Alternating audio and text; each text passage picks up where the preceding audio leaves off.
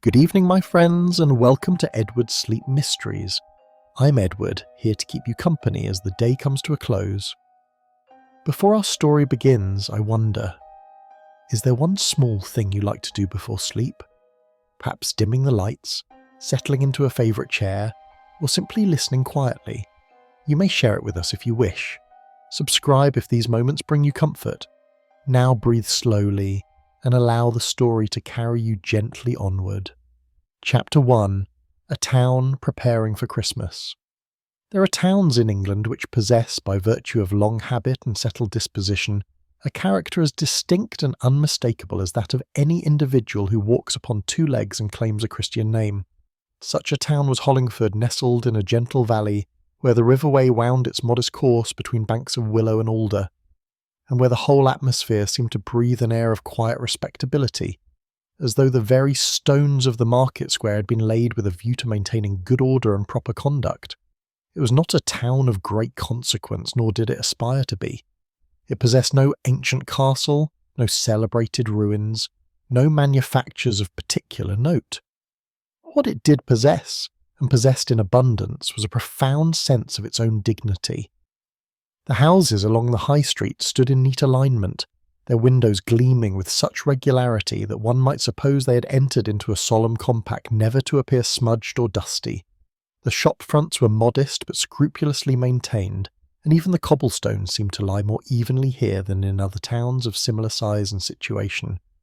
In the weeks preceding Christmas, this orderly character asserted itself with particular emphasis. There was no frantic rushing about, no unseemly displays of commercial enthusiasm. The baker, Mr. Tomkins, added a discreet garland of evergreen to his window, but nothing more ostentatious. The draper, a thin, anxious woman named Mrs. Parsons, arranged her ribbons and muslins with an eye to propriety rather than extravagance. Even the butcher, red-faced Mr. Grimsby, who might have been expected to indulge in some festive vulgarity, contented himself with a single holly branch affixed to his door-frame, and that positioned with mathematical precision. The preparations were being made, to be sure, but they were preparations of a particular kind. They were the preparations of a town that knew its place, valued its reputation, and understood that Christmas, however joyful, must not be permitted to disturb the essential order of things. Among the inhabitants of Hollingford, certain figures naturally commanded particular notice, not by seeking attention, but by occupying those positions which society, in its wisdom or otherwise, had determined to be worthy of respect. Foremost among these was Mr. Edwin Hawthorne, a gentleman of perhaps 55 years, whose bearing suggested a man well satisfied with his position in the world. He was not a wealthy man, but he was a comfortable one, and comfort, when combined with a reputation for charitable giving and moral steadfastness, may elevate a man quite as effectively as wealth. Mr. Hawthorne served as churchwarden of St. Cuthbert's, where his opinions on matters of parish business were received with a deference that bordered on reverence. He was a tall man, rather spare in figure, with grey hair brushed back from a high forehead and eyes of a pale, watchful blue.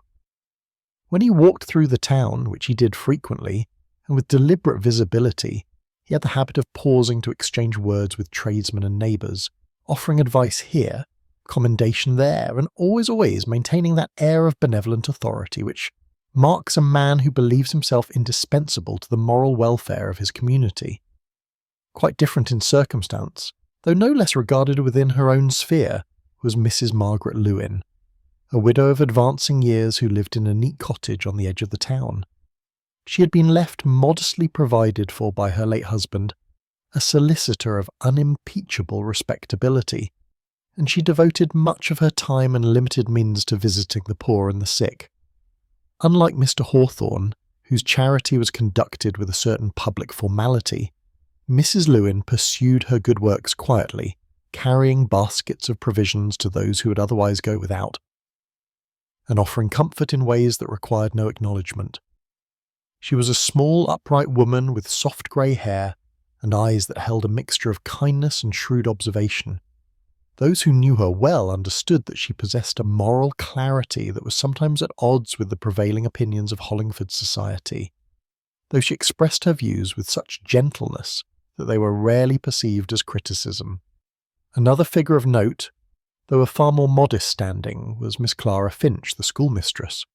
She was a woman of perhaps 30 years, slender and pale, with dark hair worn in a simple arrangement and a manner that combined diffidence with quiet determination.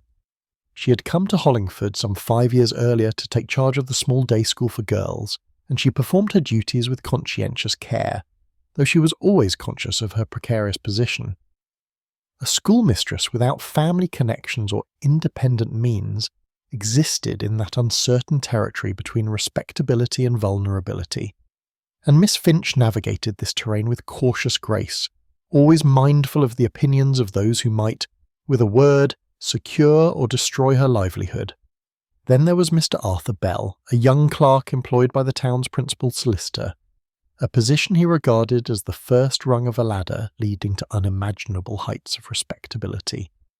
He was a thin, nervous young man of perhaps 25, with a tendency to flush when addressed by his superiors and to speak rather too earnestly about matters of no great importance.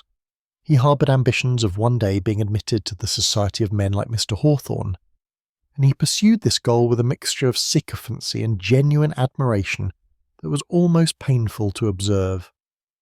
Finally, there was Mr. Jonah Reed, and it must be acknowledged that Mr. Reed occupied a position rather apart from the others.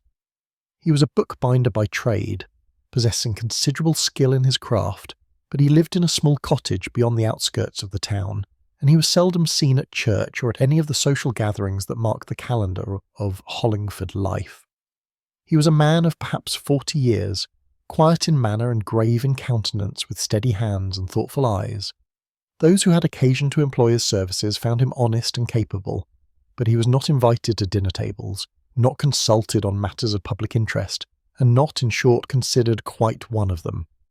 Whether this exclusion arose from some past incident or merely from his reserved nature and humble circumstances, no one could precisely say, but it was understood, in that unspoken way that such things are understood in small towns, that Mr. Reed was respectable enough to employ, but not quite respectable enough to embrace. As Christmas approached, these various figures moved through their accustomed routines with the regularity of planets in their orbits. Mr. Hawthorne called upon the vicar to discuss arrangements for the Christmas services. Mrs. Lewin prepared parcels for the deserving poor. Miss Finch rehearsed the school children in carols, her voice rising sweet and uncertain in the cold schoolroom. Mr. Bell copied documents with extra care, hoping to be noticed for his diligence, and Mr. Reed bent over his workbench, binding books that others would read, his thoughts his own. The town prepared for Christmas as it had always done, with propriety, with order, and with that peculiar English conviction that respectability and virtue are very nearly the same thing. Yet beneath the surface of this orderly preparation, though no one could have precisely named it yet, there stirred a faint uneasiness, as when the barometer falls, though the sky remains clear. It was nothing that could be pointed to, nothing that could be discussed in polite company. It was merely a sense, hardly acknowledged even to oneself, that something was not quite as it should be. Christmas was coming to Hollingford, bringing with it all the gentle rituals of the season, but it was bringing something else as well, something that would test whether the town's devotion to respectability rested upon the solid foundation of truth or upon the more fragile base of carefully maintained appearances. The bells of St. Cuthbert's rang out across the valley, calling the faithful to evening service, and the good people of Hollingford made their way through the December twilight, their breath visible in the cold air, their minds occupied with thoughts of Christmas and all its proper observances. None of them knew, as they gathered in the warmth of the church, that before Christmas morning arrived, the quiet secret that lay at the heart of their respectable town would begin ever so gently to reveal itself. Chapter 2. The respectable calm of Christmas Eve. Christmas Eve dawned upon Hollingford with that peculiar quality of stillness that marks the great festivals of the English calendar, when even the most industrious cease from their labours and the whole machinery of ordinary life pauses, as though taking breath before some momentous exertion. The sky hung low and grey over the valley, threatening snow but withholding it, and the air possessed that crisp, expectant quality which causes sensible persons to draw their shawls more closely about their shoulders and to quicken their steps as they go about their final preparations. The morning found the good people of Hollingford engaged in those last ceremonial tasks which custom and propriety demanded. Mrs. Parsons, the draper, had closed her shop by mid-morning, not from any lack of commercial spirit, but because to remain open beyond noon on Christmas Eve would have suggested a want of proper feeling. Mr. Tomkins, the baker, had completed his final batch of mince pies, each one bearing the mark of his thumb upon its crust in a manner that had satisfied the tastes of Hollingford for 30 years. Even Mr. Grimsby, the butcher, had laid aside his cleaver and apron, though not before delivering to every household of consequence their chosen joint of beef or plump goose, carried by his apprentice with an air of solemn responsibility entirely appropriate to the occasion.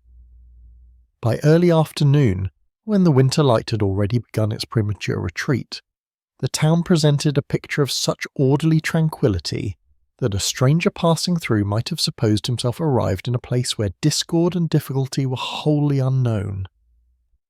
The houses along the high street showed their windows bright with lamplight and decorated, here and there, with modest garlands of holly and ivy. Smoke rose straight and steady from the chimneys, and such inhabitants as ventured out of doors walked with measured step and exchanged greetings of seasonal goodwill in tones of subdued pleasure. Mr. Edwin Hawthorne, dressed in his best black coat and carrying a walking stick of polished oak, made his way through the town with the deliberate visibility of a man conscious of his duty to set an example. He paused at the door of Mrs. Lewin's cottage, where he was admitted with the courtesy due to his position, and remained within for a quarter of an hour, during which time he could be observed through the window engaged in earnest conversation. When he emerged, he wore an expression of grave benevolence, as though he had been engaged in dispensing wisdom of particular value. "A good woman, Mrs. Lewin," he remarked to Mr. Bell, whom he encountered shortly thereafter, though perhaps inclined to view matters with more sentiment than judgment. "I have been endeavouring to reassure her on a certain delicate subject. There are always those who seek to disturb the peace of a community with idle speculation and unfounded rumour. Mr. Bell, who would have agreed with Mr. Hawthorne had he declared the sky to be green and the grass blue, nodded with vigorous enthusiasm. "Indeed, sir, indeed. It is most generous of you to take such trouble. The good name of Hollingford must be preserved at all costs." "Precisely so, Bell. Precisely so. A town's reputation, like that of an individual, must be guarded with the utmost care. Once damaged, it is not easily restored."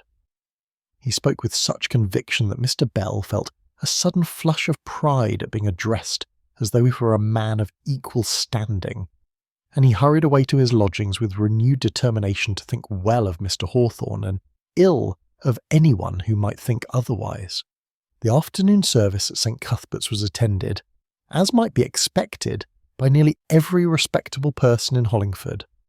The church was a modest building of grey stone, erected in the previous century with more regard for durability than beauty, but it possessed a certain dignity that came from long association with the solemn events of community life. The pews were of dark oak, worn smooth by generations of occupants, and the air held that particular scent of cold stone, old wood, and candle wax that belongs exclusively to country churches in winter.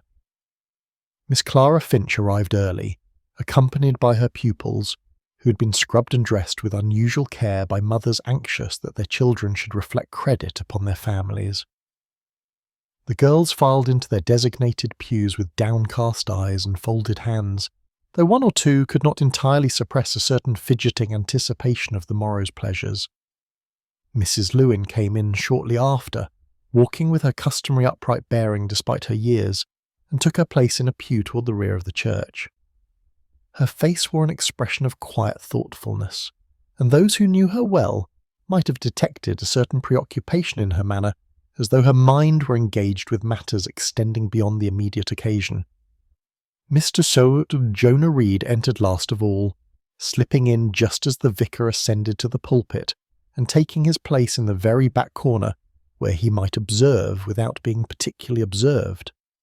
He was dressed in clean but worn garments, his hands bore the faint stains of his trade, and his whole demeanour suggested a man who attended church more from private conviction than social obligation. The vicar, a rotund gentleman of 60 years named Mr. Pemberton, delivered a sermon on the themes of peace and goodwill, though his words possessed more enthusiasm than originality. He spoke at some length about the importance of Christian charity, the blessings of domestic harmony, and the duty of maintaining proper conduct in all circumstances. His remarks were received with the polite attention that such familiar sentiments deserve, and when he concluded, the congregation rose to sing the appointed hymns with varying degrees of musical ability but uniform sincerity. It was after the service, as the assembled company emerged into the gathering dusk and paused to exchange seasonal greetings, that the first whispers of disturbance became audible to the attentive observer. "Have you heard?" Mrs. Parsons murmured to the wife of the town's principal solicitor, a formidable woman named Mrs. Harrington. "There is said to be a letter containing matters of a most delicate nature." "A letter?" Mrs. Harrington elevated her considerable eyebrows. "What sort of letter? And concerning whom?" "That is precisely what no one seems able to say with certainty. The whole business is spoken of only in hints and suggestions, but it is said to touch upon the reputation of someone whom we have all been accustomed to regard with the highest respect." "How very disturbing! And who is said to have written this letter?" "That too remains unclear. Some suggest it may have come from someone outside our community, though others believe it to be the work of someone dwelling among us. The uncertainty is most unsettling." Such conversations, conducted in lowered voices and with frequent glances to ensure they were not overheard, rippled through the gathering like wind across water. No one claimed direct knowledge of the letter in question. No one had seen it with their own eyes. Yet everyone seemed to know that it existed, that it contained information of a damaging nature, and that its contents, whatever they might be, threatened to disturb the settled order of Hollingford society. Mr. Hawthorne moved through the crowd with particular diligence, pausing to offer words of reassurance here and counsel there. To Mrs. Harrington he spoke of the dangers of crediting baseless gossip. To the vicar he suggested that a firm sermon on the sin of bearing false witness might be timely. To Mr. Bell he confided that he had taken measures to investigate the matter, and could assure him that the whole business would soon be shown to be nothing more than malicious invention. "You are always so very helpful, Mr. Hawthorne," exclaimed one matron, her relief evident. "What should we do without your steady guidance?" "I do only what any man of conscience must do when the welfare of his community is threatened," he replied, with a modest inclination of his head. "We must stand firm against those who would sow discord and doubt." Yet, for all his reassurances, the uneasiness persisted. It hung in the air like the threatened snow, invisible but palpable, and as the inhabitants of Hollingford made their way homeward through the darkening streets, more than one among them felt a certain disquiet beneath their outward expressions of seasonal cheer. Miss Finch, walking alone to her modest lodgings, found herself troubled by thoughts she could not quite articulate. She recalled hearing, some years past, vague references to irregularities in the management of a charitable fund, though the matter had been quietly resolved and never spoken of since. Could the rumoured letter concern that old business? And if so, why should it surface now after such a passage of time? Mrs. Lewin, seated by her own fireside with a cup of tea grown cold beside her, reflected on her conversation with Mr. Hawthorne. He had been most insistent that she not give credence to rumours, that she trust in the integrity of those who had long served the community with distinction. Yet something in his very insistence had left her uneasy, as though he protested too much and too earnestly. And Mr. Jonah Reed, in his solitary cottage beyond the town, sat at his workbench long after darkness had fallen, his hands idle upon the leather and thread before him, his thoughts occupied with the curious fact that in a town so devoted to the appearance of virtue, The mere rumour of a letter should cause such evident distress.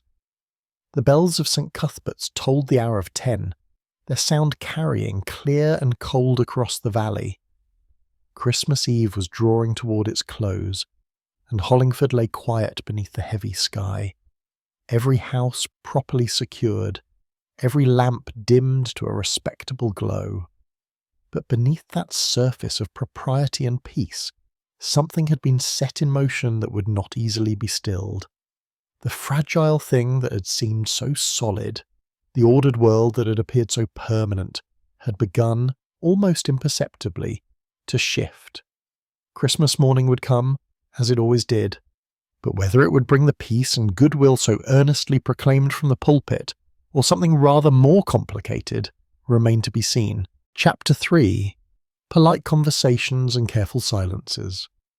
The days following Christmas brought to Hollingford that peculiar atmosphere which descends upon English towns during the season between the great festival and the New Year, when ordinary business resumes but without its customary vigour, and when social intercourse continues yet carries a certain languid quality, as though all parties involved were still recovering from the exertions of celebration and goodwill.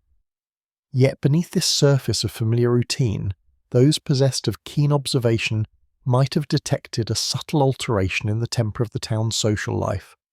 Conversations that had once flowed with easy confidence now seemed to require more careful navigation.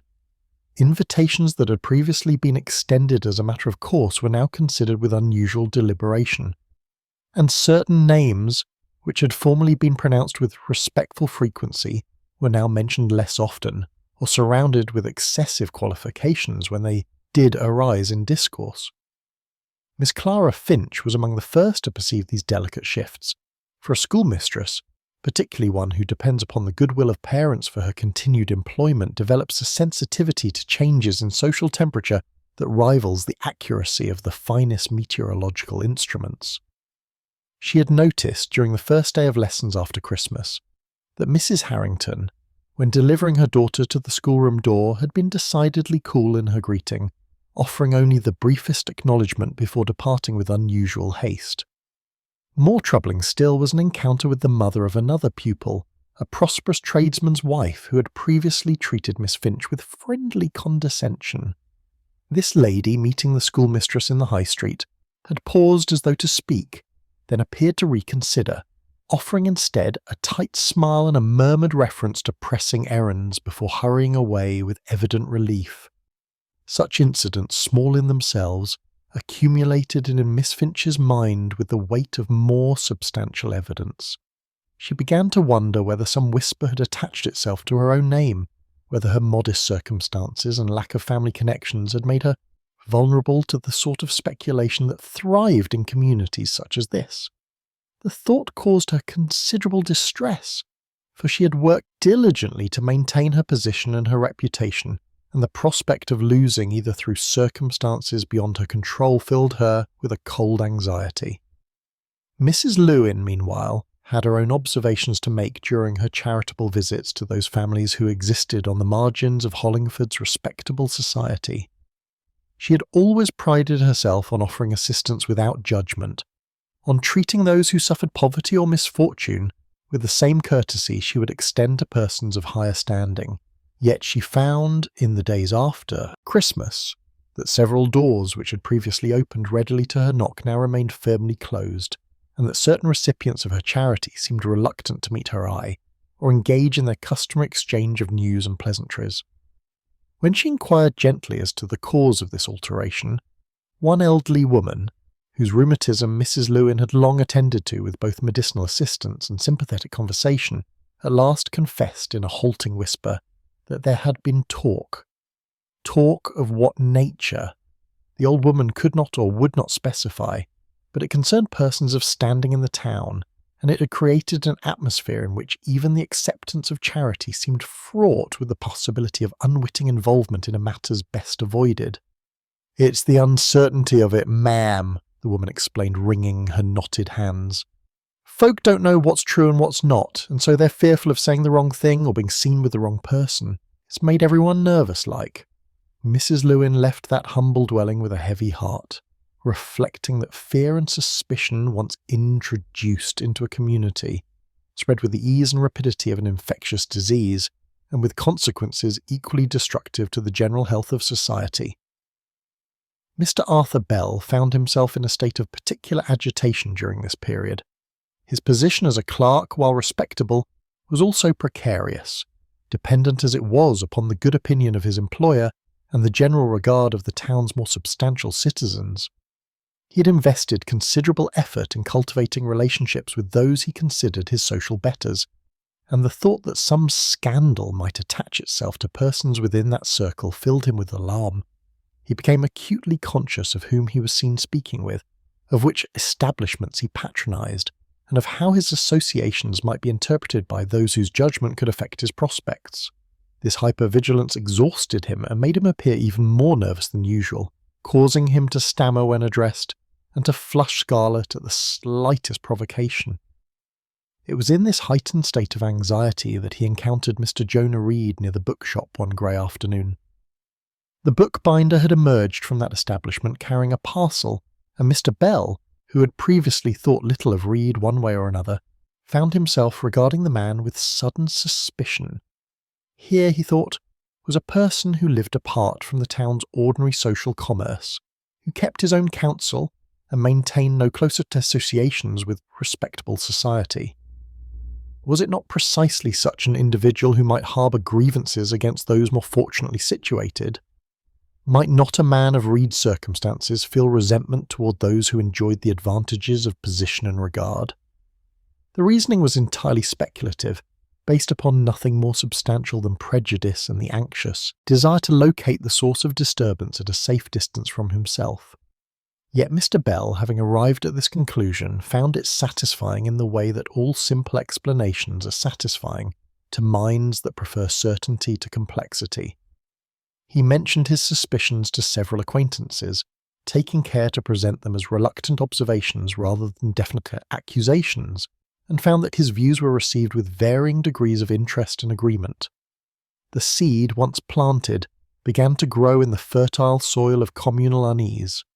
Mr. Jonah Reed, quite unaware that he had been selected as a likely villain by Mr. Bell's imagination, continued his quiet existence with the same steady application that had characterised his conduct for many years. He worked at his bench, he walked along the river in the early mornings, and he observed the life of Hollingford with the detached interest of one who belongs to it geographically, but not socially. Yet he was not so detached as to fail to notice the subtle tensions that had begun to mark the town's interactions. He observed how certain persons were now greeted with exaggerated warmth, while others were acknowledged with careful neutrality. He noted which names were spoken freely, and which seemed to invoke a certain guardedness. And he reflected, as he bent over his work, that a community which valued appearance above truth was like a house built upon sand, stable only so long as no storm arose to test its foundations.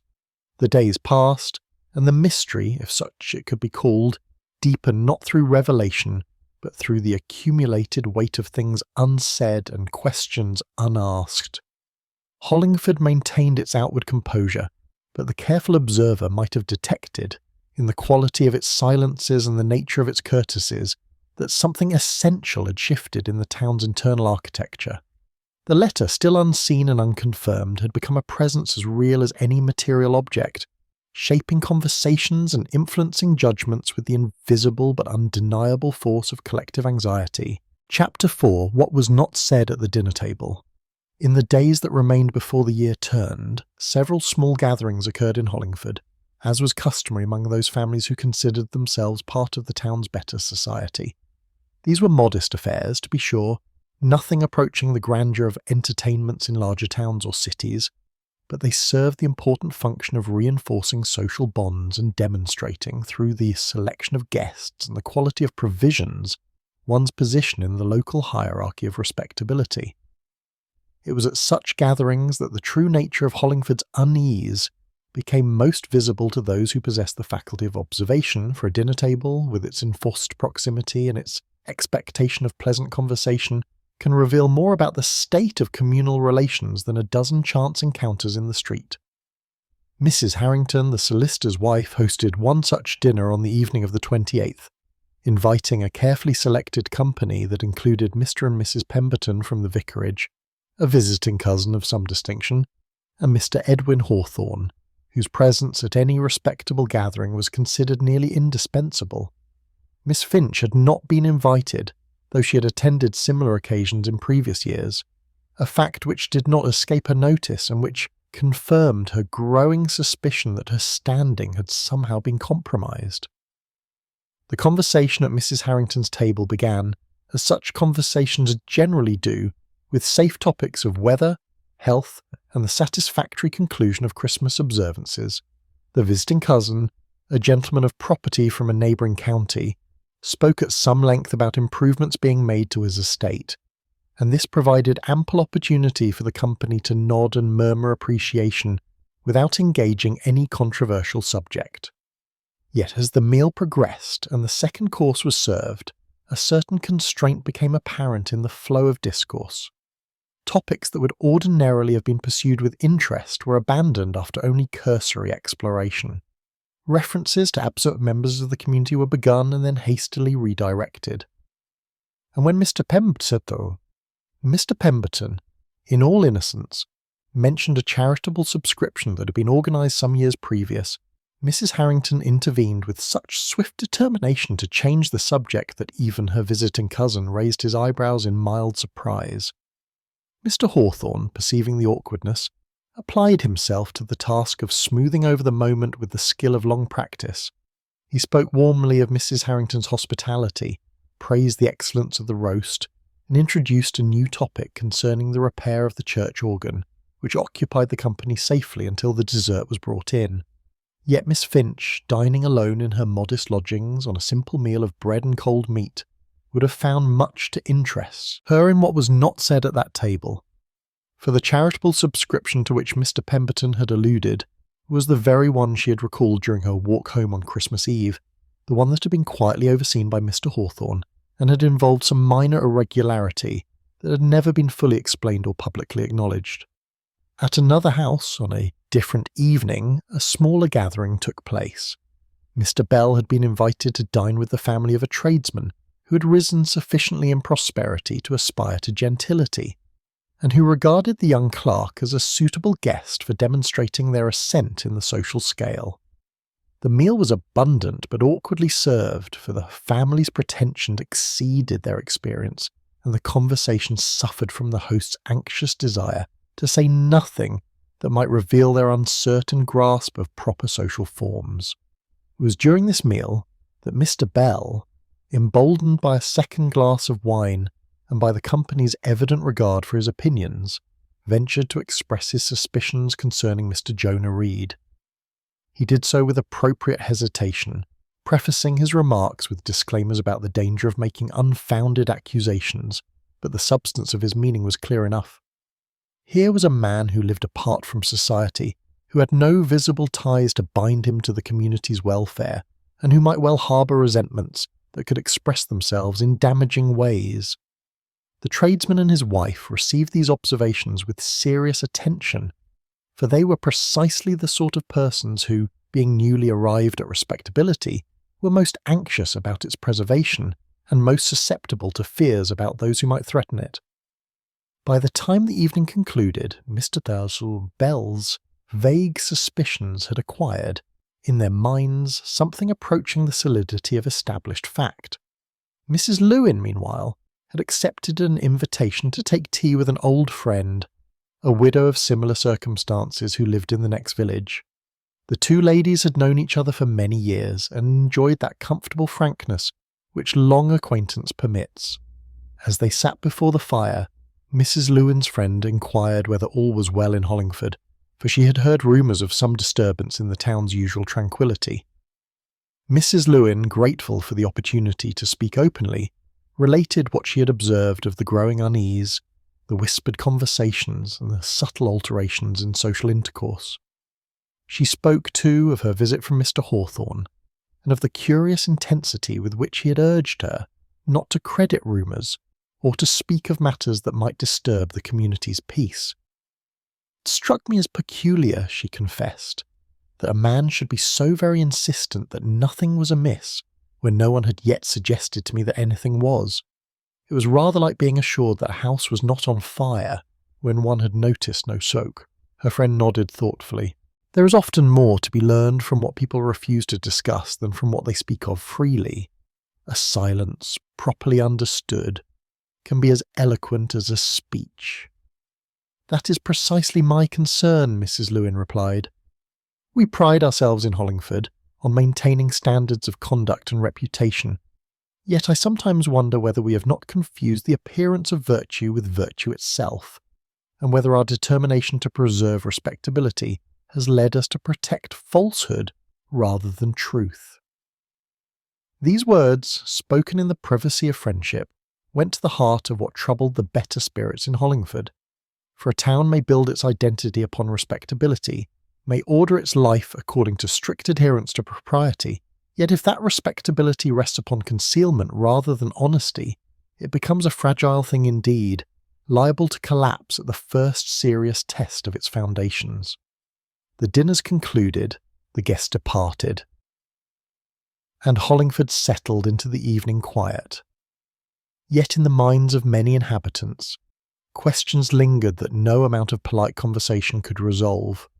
What had been said, and more importantly, what had been carefully left unsaid at these various gatherings, would shape the community's path forward in ways that none of them yet fully comprehended. The year was drawing to its close, and with it, the illusion that silence and discretion could indefinitely postpone the necessity of truth. Chapter 5, Appearances Carefully Maintained.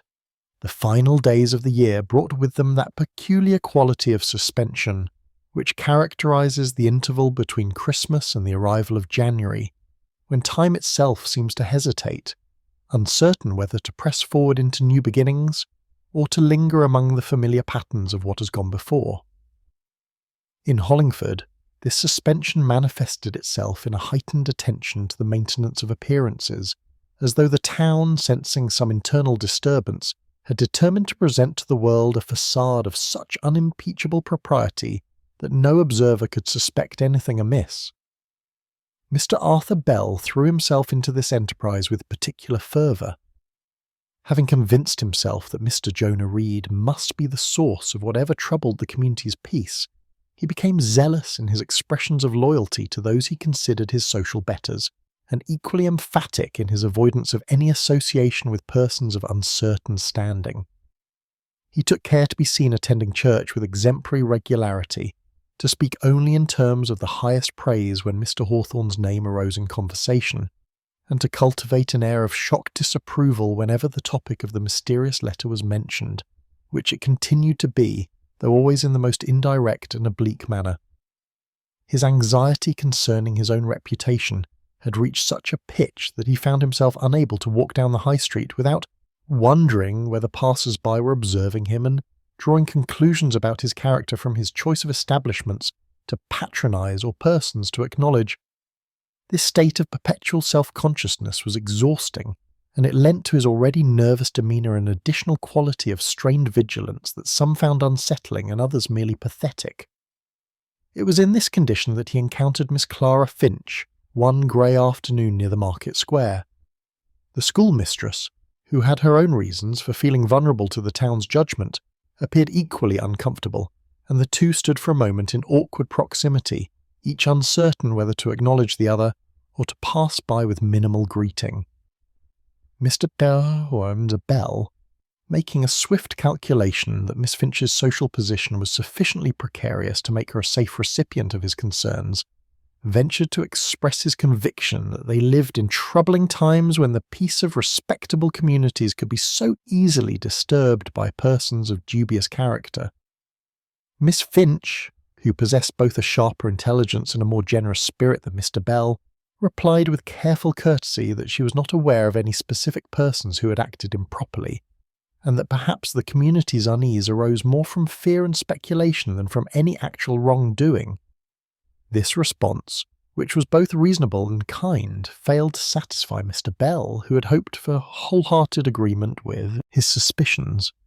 He mumbled something about the necessity of vigilance and hurried away, leaving Miss Finch to reflect that fear, once it takes root in a community, can transform even the most ordinary citizens into instruments of injustice. Meanwhile, Mr. Edwin Hawthorne continued his rounds through the town with the steady determination of a man who understood that influence depends upon visibility and that authority must be regularly exercised to maintain its efficacy. He called upon the vicar to discuss parish business, though the matters at hand could easily have waited until the new year. He visited several of the town's more substantial citizens to offer counsel on matters ranging from property disputes to family concerns, and he made a point of being present at the weekly meeting of the Charitable Society, where his opinions on the distribution of alms were received with the deference ordinarily accorded to pronouncements from a far higher source. To the casual observer, Mr. Hawthorne appeared simply to be fulfilling his customary duties with commendable diligence. Yet those who knew him well, or who possessed that particular sensitivity to the nuances of human behaviour that comes from long observation of one's fellow creatures, might have detected in his manner a certain excess of solicitude, a tendency to offer reassurance before it had been requested, and a curious determination to direct every conversation away from certain topics and toward others that he deemed safer. Mrs. Lewin, encountering him on one of his purposeful walks through the town, found herself the recipient of his earnest advice regarding the proper management of charitable endeavours. He spoke at length about the importance of discretion, the danger of encouraging dependency among the poor, and the necessity of ensuring that assistance was offered only to those who were truly deserving and morally sound. Mrs. Lewin listened with patient attention, though she could not help but notice that Mr. Hawthorne's discourse seemed designed less to enlighten than to establish his own credentials as a person of impeccable judgment. When he finally paused for breath, she thanked him gently for his concern and observed that she had always found the poor to be rather less interested in moral lectures than in bread and coal, and that divine providence seemed to rain its blessings upon the just and unjust alike, without requiring references as to character. Mr. Hawthorne received this mild rejoinder with a tight smile and moved the conversation swiftly to other matters, but Mrs. Lewin walked away from the encounter with the growing conviction that a man who spoke so insistently about propriety might well have private reasons for wishing to establish that he himself was above reproach. As for Mr. Jonah Reed, he remained largely unaware of the suspicions that Mr. Bell and others of similar disposition had begun to attach to his name. He continued his quiet work, binding books with the same meticulous care he had always employed, and taking his solitary walks along the river path where the winter landscape offered austere beauty that required no social validation to be appreciated. He had noticed in recent days that several persons who had previously engaged him in brief but cordial conversation, when their paths crossed, now seemed to find urgent business elsewhere when they saw him approaching. This alteration puzzled him without greatly disturbing him, for he had long since accepted that his position on the margins of Hollingford society was unlikely to change, and he had made his peace with a life defined more by work and reflection than by social intercourse. Yet he was not so indifferent to the opinions of others as to feel no curiosity about what had caused this subtle shift. When the baker's apprentice, a friendly lad who had always greeted him cheerfully, suddenly became stiff and formal in his manner, Reed ventured to ask whether anything was amiss. The boy flushed and stammered something about having heard talk, though he could not or would not specify what sort of talk, and then hurried away with evident relief at being released from the conversation. Reed stood for a moment in the cold street, his parcel of books under his arm, and reflected that there was something particularly cruel about suspicion that lacked the courage to declare itself openly. If he had committed some offence, he would wish to know of it and make amends. But to be vaguely suspected of unnamed wrongdoing, to be tried and condemned by whispers and sidelong glances, was a form of injustice against which there could be no defence. He continued homeward, his thoughts troubled but his conscience clear, carrying with him the quiet dignity that belongs to those who have learned to find their worth in their own integrity rather than in the changeable opinions of the crowd. The year turned toward its ending, and Hollingford maintained its appearance of respectable calm. Yet beneath that carefully preserved surface, currents of fear, suspicion, and unacknowledged guilt continued to flow, gathering strength and waiting only for some final catalyst to break through the fragile barrier of propriety that held them in check. Chapter 6. The Weight of a Good Name. There exists, in the moral economy of English provincial towns, a currency more valuable than gold and more jealously guarded than any material treasure. This currency is reputation, and its worth derives not from what a person is, but from what that person is believed to be. A good name, once established, can open doors that wealth alone cannot unlock, while the loss of such a name can close those same doors with a finality that no amount of subsequent virtue can reverse. This truth was understood by every inhabitant of Hollingford, though perhaps none felt its weight more acutely than those whose positions in society were most precarious. Miss Clara Finch, lying awake in her narrow bed on the night before the New Year, reflected upon the burden of maintaining respectability when one possessed neither family connections nor independent means. Her entire livelihood depended upon the good opinion of parents who entrusted their daughters to her care, and that good opinion was a fragile thing, liable to fracture at the slightest suggestion of impropriety or even mere eccentricity. She thought of the small economies she practised to maintain an appearance of genteel sufficiency, the careful mending of her clothes so that no visible wear should betray her limited circumstances, the measured responses she gave to questions about her family and background, designed to suggest connections more substantial than those she actually possessed. It was exhausting, this perpetual performance of respectability, and yet she could not abandon it without abandoning her position and prospects entirely. The irony did not escape her that while she worried about preserving her reputation, that reputation now seemed threatened not by anything she had done, but by the mere fact of her vulnerability. In times of social unease, the weakest members of a community become convenient targets for suspicions, not because evidence points to them, but because their lack of powerful defenders makes them safe objects of speculation. She rose from her bed as the grey dawn broke and prepared for the day with her customary care, to determine that whatever fears she harboured in private she would present to the world a countenance of calm capability. It was all she had to offer in her own defence. Meanwhile, in his cottage beyond the town's edge, Mr. Jonah Reed sat at his workbench in the early morning light, completing the binding of a volume of sermons that had been commissioned by the vicar. His hands moved with practised precision, folding and pressing the leather, trimming and fitting with the ease born of long experience. The work satisfied him in a way that social intercourse rarely did, for a well-bound book was a thing of objective merit, its quality determinable by craft and care rather than by the fluctuating opinions of observers. He had chosen this trade deliberately many years ago after arriving in Hollingford under circumstances he had never felt compelled to explain to those who had not inquired with genuine kindness. The work suited his temperament and his desire for a life defined by honest labour rather than by the pursuit of social advancement.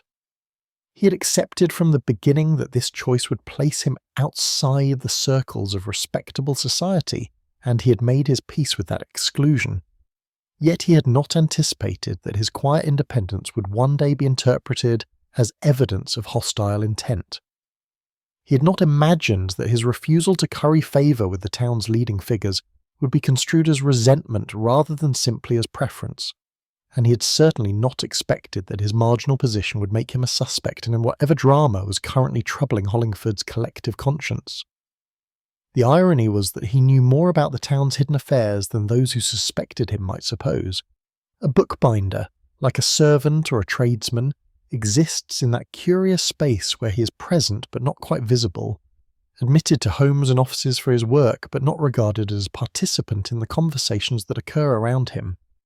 Over the years he had observed much and said little, understanding that the facade of respectability maintained by many of Hollingford's leading citizens concealed compromises and failings no worse than those of ordinary humanity, but rendered more significant by the pretense of moral superiority that accompanied them. He finished his work on the Book of Sermons, examined it with a critical eye, and set it aside with satisfaction.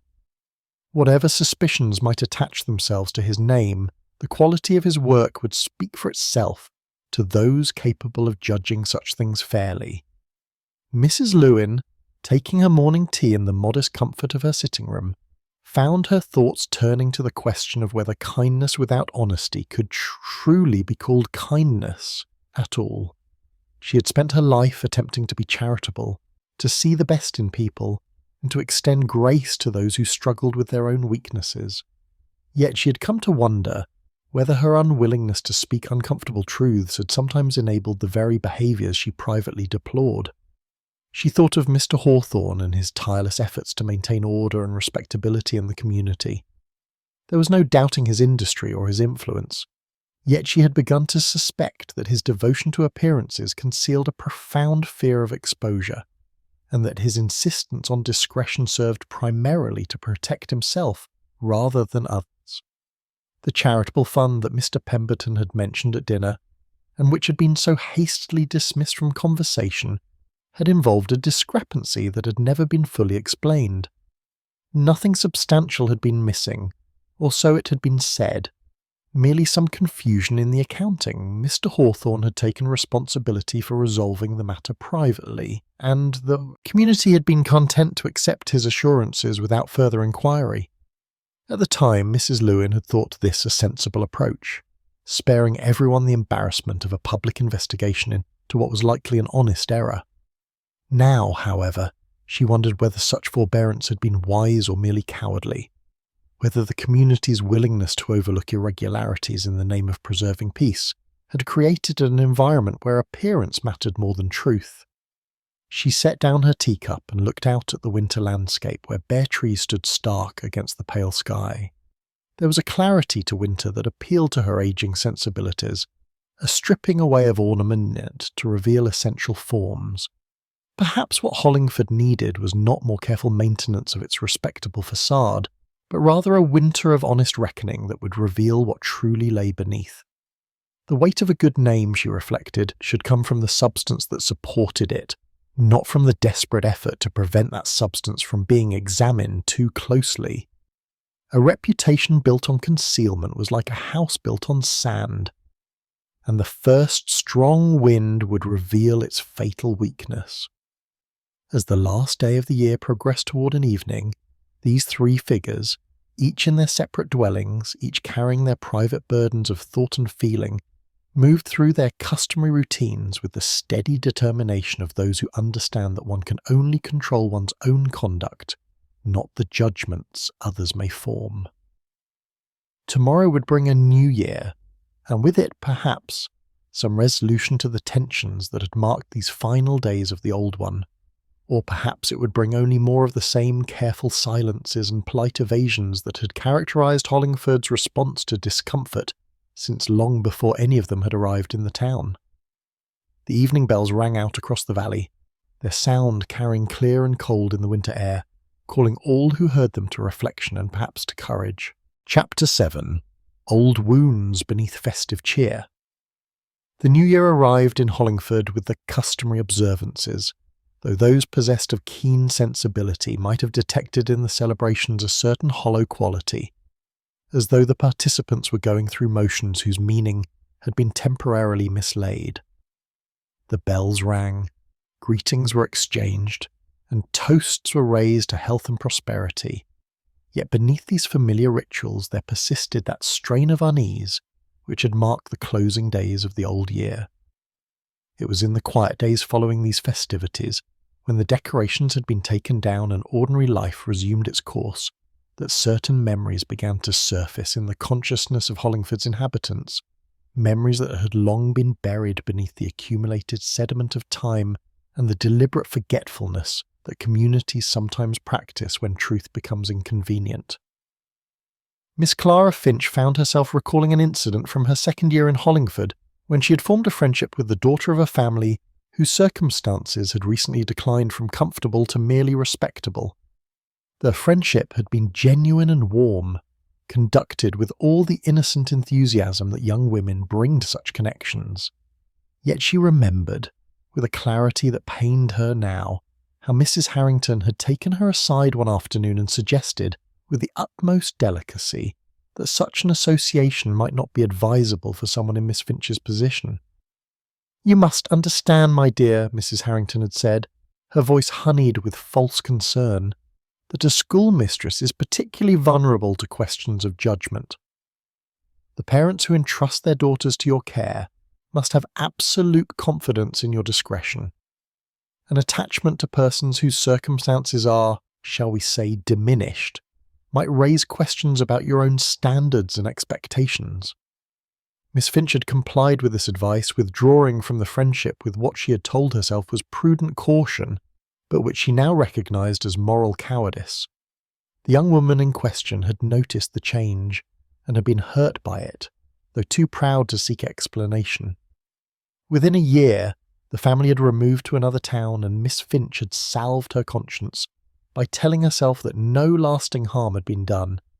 Yet the harm had been done to her own character, if not to the other party, for she had learned through that episode to value safety over integrity, to choose the preservation of her position over the honouring of authentic connection. And once such a choice has been made, it becomes easier to make it again and again, until one's entire existence becomes a careful navigation of social expectations, rather than an honest expression of one's true self. Mr. Arthur Bell, too, found himself confronted by recollections he would have preferred to avoid. He remembered his arrival in Hollingford. 5 years earlier, a young man newly come from a modest background, anxious to establish himself in respectable society. He had been befriended briefly by a fellow clerk, a cheerful soul who had shown him the workings of the office, and had invited him to join in simple pleasures, walks in the countryside and evenings at the tavern where the town's tradesmen gathered. But Mr. Bell had quickly perceived that such associations would not advance his ambitions. The respectable families of Hollingford did not frequent taverns, and friendships with one's equals did not open doors to society above one's station. He had gradually distanced himself from his colleague, accepting instead invitations from persons of higher standing and learning to affect opinions and attitudes that were not naturally his own, but which marked him as a suitable addition to better circles. The colleague had eventually left Hollingford for a position elsewhere, and Mr. Bell had felt a moment's regret at his departure, quickly suppressed by the satisfaction of having been invited to dine with one of the town solicitors. Yet he had never quite forgotten the look of hurt bewilderment on the man's face when Bell had refused for the third time an invitation to join him for an evening's companionship. These memories, and others like them, rose unbidden in the minds of various inhabitants as the days passed. They were not dramatic recollections of great betrayals or spectacular failures, but rather the quiet accumulation of small compromises, of authentic feelings suppressed for the sake of appearance, of kindnesses withheld because they might be misinterpreted, of truths left unspoken because speaking them would disturb the social order. The festive season, with its emphasis on goodwill and fellowship, had thrown into sharp relief the gap between the community's professed values and its actual conduct. Hollingford prided itself on Christian charity, yet it practised a subtle but effective cruelty through exclusion. It celebrated honesty and virtue, yet it rewarded those who maintained appearances regardless of the means employed. And it spoke constantly of community and mutual support, yet it had created a hierarchy of worth in which a person's value was determined not by their character but by their position and connection. Mrs. Lewin, in her quiet way, had long observed these contradictions, but she had hesitated to name them openly, fearing that such honesty would only isolate her further from a community where she had lived for so many years. Yet she found herself thinking that perhaps isolation honestly earned was preferable to inclusion purchased through complicity with injustice, however genteel that injustice might be. The town moved through its January routines under grey skies that threatened snow, but delivered only cold rain. The streets grew muddy, the river ran high and turbulent, and the inhabitants hurried between their destinations with collars turned up and eyes cast down. It was not a season that invited reflection or revelation, yet both were coming nonetheless, carried forward by a momentum that could no longer be arrested by polite silence or careful evasion. Beneath the surface calm, old wounds were opening. not through any deliberate action but through the simple operation of memory and conscience. What had been hidden was seeking acknowledgement, and what had been avoided was demanding attention. The year was yet young, and much remained unresolved. But something had shifted in Hollingford's moral atmosphere, something that would require more than the maintenance of appearances to set right. Chapter 8. When respectability is gently questioned. It is a curious feature of human nature that perspective, once shifted, rarely returns to its original position. What has been seen cannot be unseen, and what has been understood cannot be forgotten, though we may wish with all our hearts to return to the comfortable ignorance that preceded revelation. So it was in Hollingford during the grey weeks of early January, when various inhabitants found their settled views beginning to loosen, and their certainties to waver in ways both unsettling and strangely liberating. Mrs. Lewin was perhaps the first to give voice, albeit privately, to thoughts that had been forming in her mind throughout the troubling days since Christmas. She sat one afternoon with her old friend from the neighbouring village, the same confidant with whom she had previously discussed the town's unease, and found herself speaking with unusual frankness about Mr. Edwin Hawthorne. "I have been reflecting," she said, setting down her teacup with deliberate care, "upon the nature of helpfulness. For many years I have regarded Mr. Hawthorne as a benefactor to our community, a man whose guidance and generosity have contributed materially to the welfare of Hollingford. Yet I begin to wonder whether what I have interpreted as benevolence might not be something rather different." Her friend regarded her with patient attention, and Mrs. Lewin continued, choosing her words as one might choose stones to cross a stream, testing each for stability before committing her weight to it.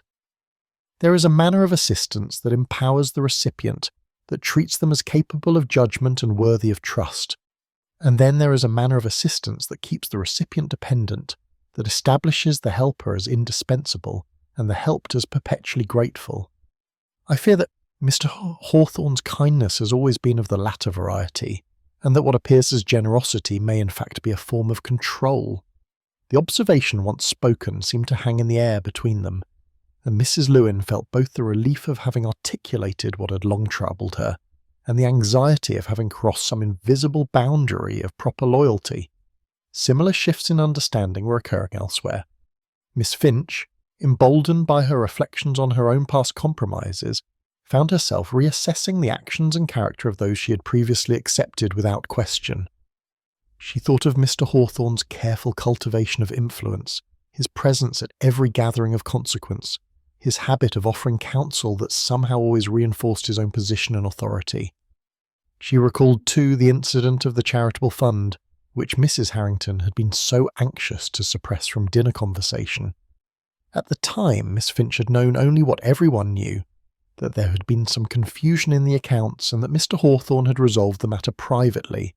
But now she wondered what resolution had actually entailed, and whether the community's willingness to accept his assurances without investigation had been wise or merely convenient.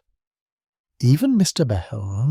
Bell, whose capacity for independent thought was limited by his anxious desire for social approval, began to experience moments of doubt. He had been so certain as that Mr. Jonah Reed must be the source of whatever troubled the town, had found such satisfaction in attributing malicious intent to a man whose only offence was social marginality. Yet the more he observed Reed's quiet dignity in the face of unwarranted suspicion, the more uncomfortable Mr. Bell became with his own rush to judgment. He noticed, when their paths crossed in the town, that Reed neither protested his innocence nor appeared troubled by the whispers that followed him.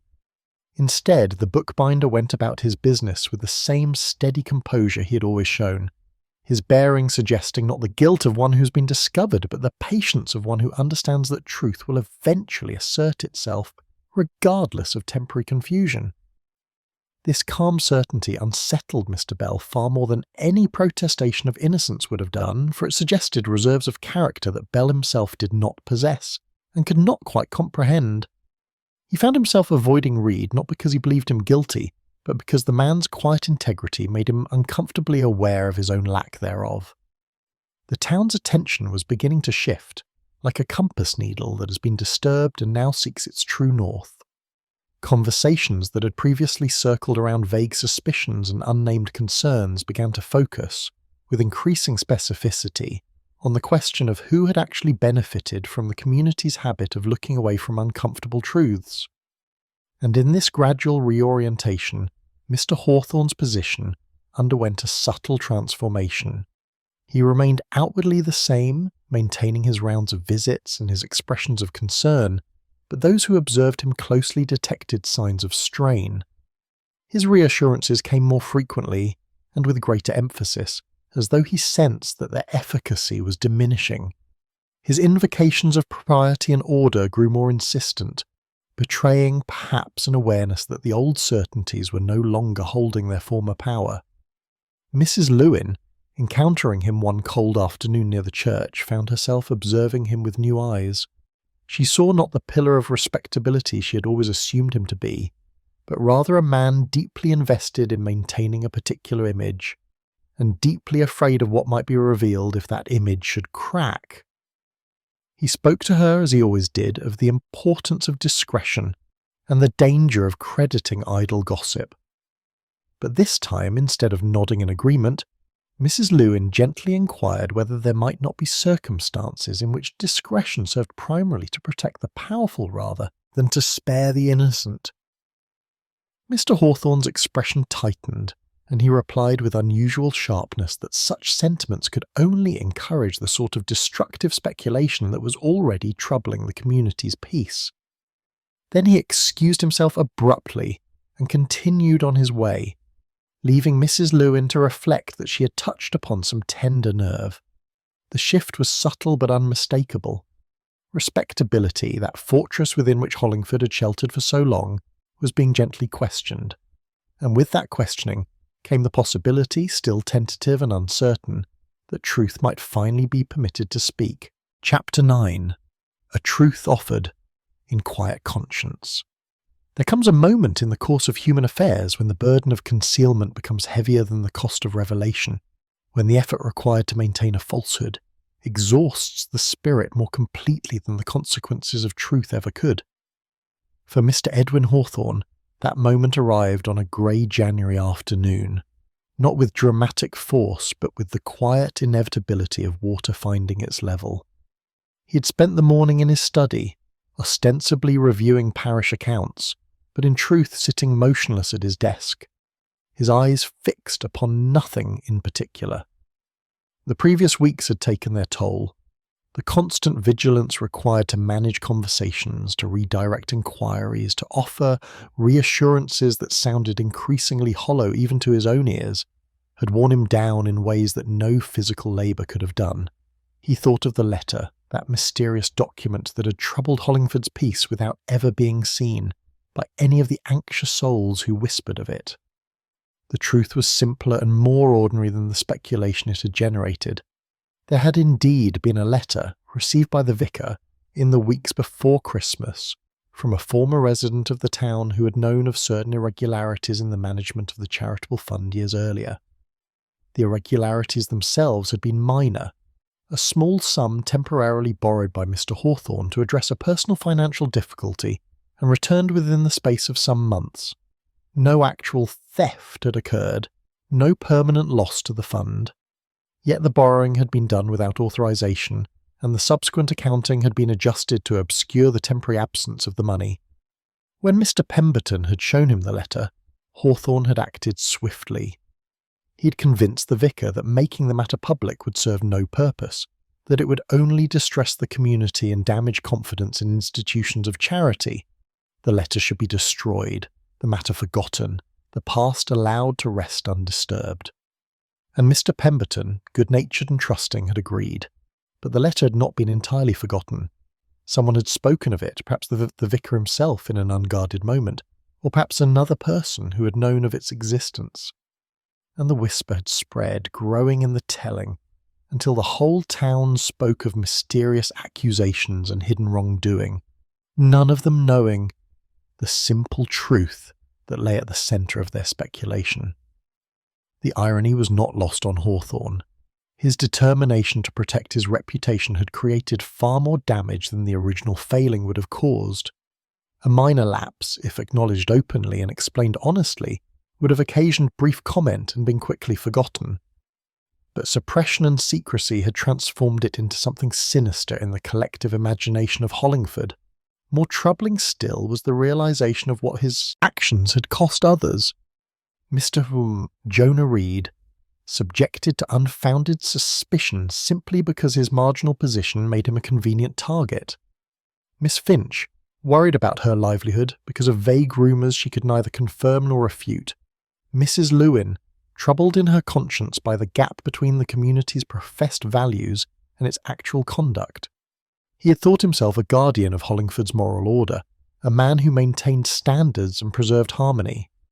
But sitting in the growing darkness of his study, he was forced to acknowledge that what he had actually protected was not the town's virtue but his own image, and that in doing so he had permitted injustice to flourish unchecked. The decision once made brought with it a sensation of release that surprised him. He rose from his desk, donned his coat, and walked through the cold streets to Mrs. Lewin's cottage. If there was to be confession, it should begin with one who would understand without condemning, who would see the human frailty in his actions without excusing their consequences. Mrs. Lewin admitted him with some surprise, for their recent encounter had not suggested that he would seek her company. She offered tea, which he declined, and indicated a chair by the fire, which he accepted with a gratitude that went beyond the mere comfort of warmth. For a long moment he sat in silence, gathering words that did not come easily. Then, in a voice that held none of its customary authority, he began to speak. He told her of the letter, of his borrowing from the charitable fund, of his decision to suppress the matter rather than face the judgment of the community. He spoke of his fear of disgrace, of losing the position and respect he had cultivated so carefully over many years, and he acknowledged with painful honesty that his actions had valued his own standing above the welfare of others. Mrs. Lewin listened without interruption, her expression grave but not unkind. When he finished, she remained quiet for some moments before responding. "I thank you for your honesty, Mr. Hawthorne," she said at last. "It cannot have been easy to speak of these matters, and I do not minimize the courage required to do so, yet I must ask what you intend to do now. Confession to me alone, while commendable, does not address the harm that has been done to others." Hawthorne nodded slowly. "I know it. I intend to speak with Mr. Pemberton, to ask him to make the truth known as widely as the rumours have spread. I will repay the community for whatever damage my secrecy has caused, and I will step back from positions of authority that I have used more to protect myself than to serve others." "That is well," Mrs. Lewin replied gently, "and you should know that while the community may judge you for your failing, they will also have the opportunity to see that you possess the more important virtue of being capable of acknowledging error and making amends. We are none of us perfect, Mr. Hawthorne, but we can choose to be honest." He left her cottage as darkness settled fully over the town, his step somehow lighter despite the difficult conversations that still lay ahead. The burden he had carried for so long was not yet entirely lifted, but he had at least set it down and allowed another person to help him examine it clearly. Truth, he reflected, was indeed costly, but the alternative had proven even more expensive, and he had finally grown too weary to continue paying its price. Chapter 10, Christmas Morning. Restored. The truth, when it finally emerged into the light of common knowledge, did so with far less tumult than the speculation that had preceded it. Mr. Hawthorne, true to his word, had spoken first with Mr. Pemberton, and together they had determined that the matter should be addressed openly at the Sunday service, where the community gathered as one body, and where honesty, however uncomfortable, could be offered with dignity. The vicar's words from the pulpit were brief and factual. He spoke of the letter received before Christmas, of the minor irregularity in the charitable fund that had occurred years earlier, and of Mr. Hawthorne's recent decision to acknowledge the matter fully and make complete restitution. He acknowledged his own role in suppressing the information, accepting responsibility for that choice, while explaining that it had been made with the intention of sparing the community distress. The congregation listened in silence, and when Mr. Pemberton concluded his remarks and invited Mr. Hawthorne to stand, there was a quality of collective attention that was neither hostile nor sympathetic, but rather watchful, as communities are when they witness one of their own in a moment of vulnerability. Hawthorne spoke more briefly still. He acknowledged his failing, expressed regret for the anxiety his secrecy had caused, and stated his intention to withdraw from certain positions of authority until such time as the community determined, if ever, that his service might again be welcomed. His voice was steady but stripped of its customary confidence, and those who had known him longest observed that he appeared somehow smaller than before, though whether this diminishment was loss or merely the shedding of pretense none could say with certainty. What followed was not dramatic absolution, but rather a gradual softening of judgment that occurred in the days and weeks after the revelation.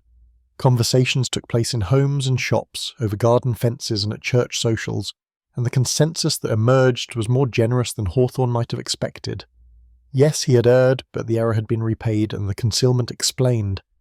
And was there anyone present who had not, at some moment, valued their own comfort above complete honesty?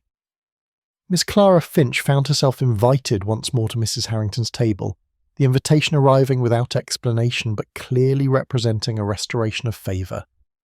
She accepted with quiet grace, though she carried with her a new understanding that such favour, having been once withdrawn for no good reason, might be withdrawn again, and that her worth did not depend upon its bestowal. Mr. Arthur Bell, confronted by the reality that his suspicions of Mr. Reed had been entirely unfounded, experienced a shame that was salutary if uncomfortable. He sought out the bookbinder one afternoon and offered, with much stammering and blushing, an apology for having thought ill of him without cause. Reed accepted the apology with his characteristic quietness, observing only that assumptions about persons based upon their social position rather than their conduct were regrettably common, and that Mr. Bell should perhaps consider whether the pursuit of respectability had led him to value appearances above substance. The rebuke was gentle, but Mr. Bell felt it keenly, and he walked away with much to consider about the choices he had made and the person he wished to become. Mrs. Lewin observed these various reconciliations and adjustments with satisfaction, pleased that the community had found its way toward honesty without destroying itself in the process. She resumed her charitable visits with renewed purpose, noticing that those who had previously been reluctant to accept her assistance now welcomed her with something approaching relief, as though the resolution of the town's collective anxiety had freed them to receive kindness without fear of hidden entanglements. And Mr. Horse and Mr. Jonah Reed, who had borne unwarranted suspicion with such patience, found that he was now greeted with a respect that had previously been withheld. It was not dramatic or effusive, but rather expressed through small courtesies, an invitation to join a conversation here, an acknowledgement in the street there, a recognition that his quiet integrity had been tested and proven sound. He did not seek closer integration into Hollingford's social life, for his temperament and preferences remained unchanged, but he appreciated nonetheless that the community's view of him had shifted from suspicion to acceptance, and that this shift represented a kind of justice, however long delayed. As winter gave way to the first tentative signs of spring, Hollingford settled into a new equilibrium, one built upon a more honest foundation than the rigid respectability that had preceded it. The town remained orderly, its citizens remained conscious of propriety, but there was now a greater willingness to acknowledge human frailty and a deeper understanding that virtue consists not in avoiding all error, but in confronting error with honesty and making genuine amends. The bells of St. Cuthbert's rang out across the valley on a Sunday morning in March, calling the faithful to worship under a sky that promised fair weather. The river ran clear and gentle in its banks, and the first flowers had begun to appear in cottage gardens, their small bright faces turned toward the strengthening sun. Inside the church, Mr. Hawthorne sat not in his accustomed place of prominence, but toward the rear, where he listened to Mr. Pemberton's sermon with the attention of one who has learned that wisdom may be found in unexpected places, and that the path to redemption is walked in small daily steps rather than grand gestures. After the service, as the congregation emerged into the spring sunshine, there occurred that mingling and exchange of greetings which marks the social life of country towns. And in these exchanges there was evident a quality of ease that had been absent during the troubled weeks of winter, a sense that honesty, however difficult, had restored something essential to the community's soul.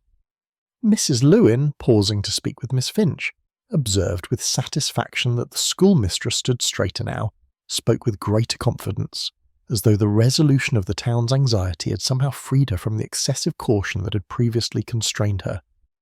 And as the various inhabitants made their way homeward through streets that would soon be lined with blossoming trees, more than one among them reflected that Christmas, though long past in the calendar, had finally arrived in its truest sense, bringing not spectacle or grand celebration, but rather that quiet peace which comes when truth is honoured and forgiveness freely given.